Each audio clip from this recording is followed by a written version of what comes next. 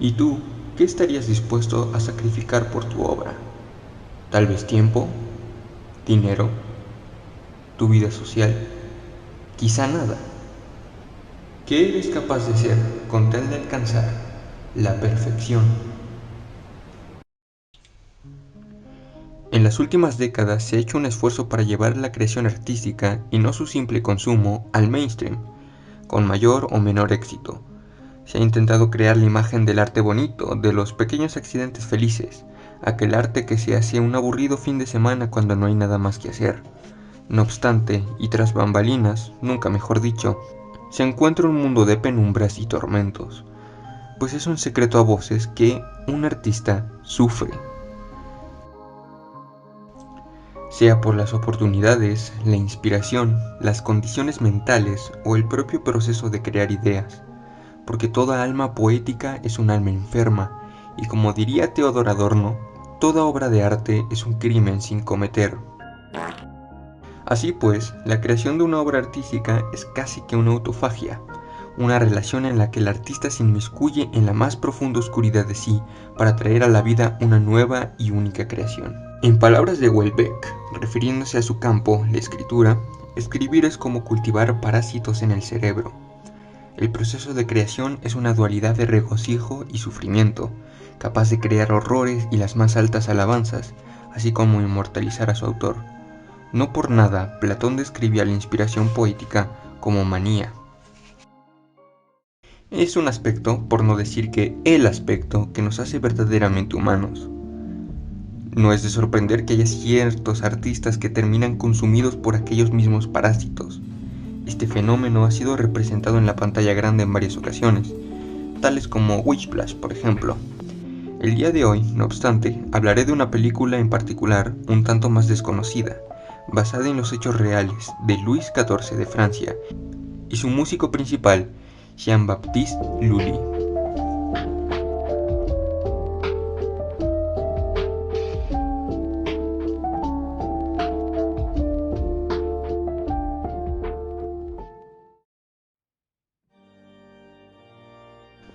La película del año 2000 nos cuenta la historia de la juventud del monarca del reinado más largo de la historia, el Rey Sol, y su relación con el ballet, que en aquel entonces era una actividad man.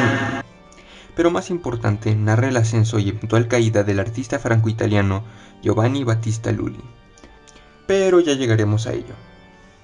La relación entre el compositor y el monarca se hace clara muy rápido en el filme. Louis ama la danza, ejecutándola con absoluta elegancia y grandioso talento.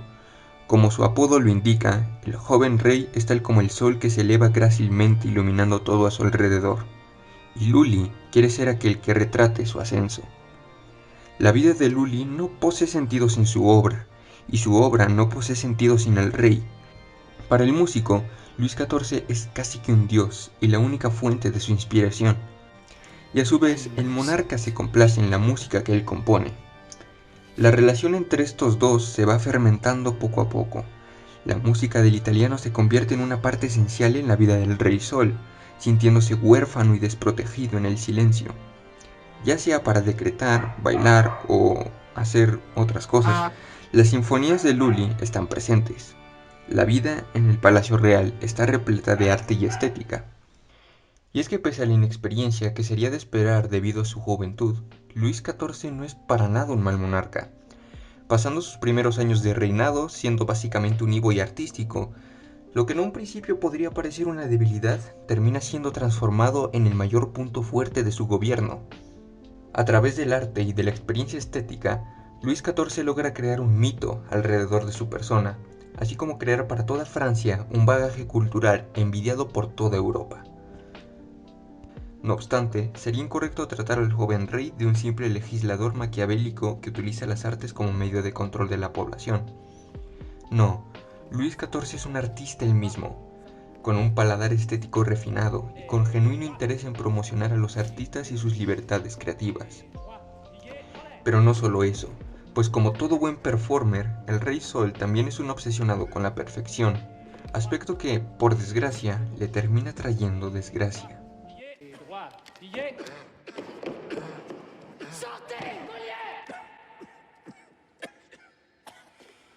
D'ailleurs, que tout le monde sorte.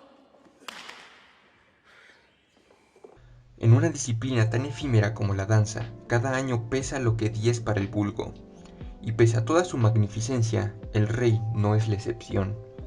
Con el paso de los años, aquel joven que no podía vivir sin la danza y que orgulloso de sus piernas les exhibía en sus retratos, va oxidándose como la espada de leyenda que alguna vez gloriosa ahora yace abandonada a merced de las tormentas. Es obvio que una figura tan glamurosa y el orgullo del artista no se desvanecerían tan rápido.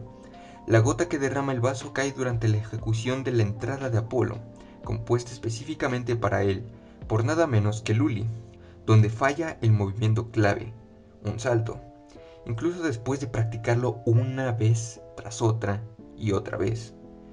Aquel golpe de realidad eclipsaría para siempre el sol dorado, al menos dentro del escenario, y poco a poco el palacio que alguna vez rebosaba de música iría en decreciendo.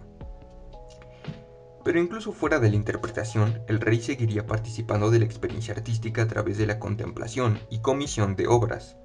El desprendimiento de Luis XIV con la danza sería inclusive pacífico y tranquilo, pues pese a ser un apasionado artista, el joven Luis es también un monarca.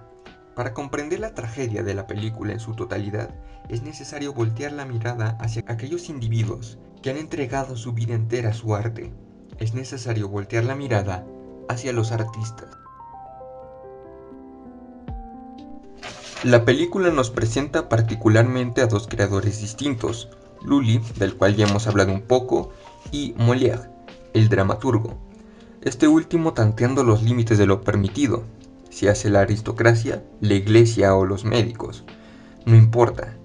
La dicotomía que se presenta entre ambos es una de las dicotomías más interesantes que he visto, ya que representa de una manera precisa y honesta la auténtica dualidad del artista. Molière es pragmático y observa su obra como una lanza que clavara en el corazón de la sociedad francesa del siglo XVII. Por otro lado, es más bien despreocupado con los medios que ocupa, lo que lo vuelve mucho más propenso a formas de expresión más digeribles como la comedia. En contraparte, Lully no tiene interés en la subversión o la crítica, sino en la sencilla pero noble inmortalización del rey, su más alto numen y por tanto la más alta perfección artística posible que, para Lully, al igual que para Schopenhauer, se encuentra en la música. Dichas diferencias se hacen presentes de manera sutil pero clara a lo largo del filme. Por ejemplo, mientras que Lully se muestra reacio a cambiar su estilo y por tanto sacrificar la perfección que ve en la música, Molière es camaleónico y no tiene la más mínima duda a la hora de transformar su medio artístico, aunque siendo extremadamente fiel a su ideal y a su mensaje. No es de extrañar, por consiguiente, que históricamente Molière haya sido reivindicado por los intelectuales de la Revolución Francesa, mientras que Lully se ha conocido en el nicho de la música religiosa y escénica. Podríamos decir que, usando los términos nietzscheanos, Molière es dionisíaco, mientras que Lully es apolíneo.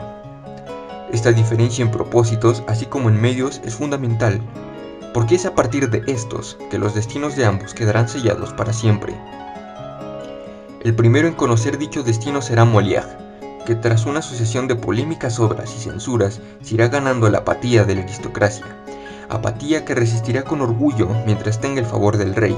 Pese a todas las circunstancias adversas, el mensaje de juventud y vitalidad de Molière se mantendrá intacto. Esto contrasta con Lully que, teniendo al rey como su más grande inspiración y tomando el favor de la corona como lo más alto, poco a poco iría apartando al resto de artistas, incluyendo a su amigo Molière. Este último terminaría finalmente sin suerte, relegado a dar sus obras a pequeñas audiencias, y a que su mensaje lentamente se desvaneciera junto con su vitalidad. Y para comprender este rompecabezas de tragedia, solo nos falta conocer el deceso final de Jean-Baptiste Lully.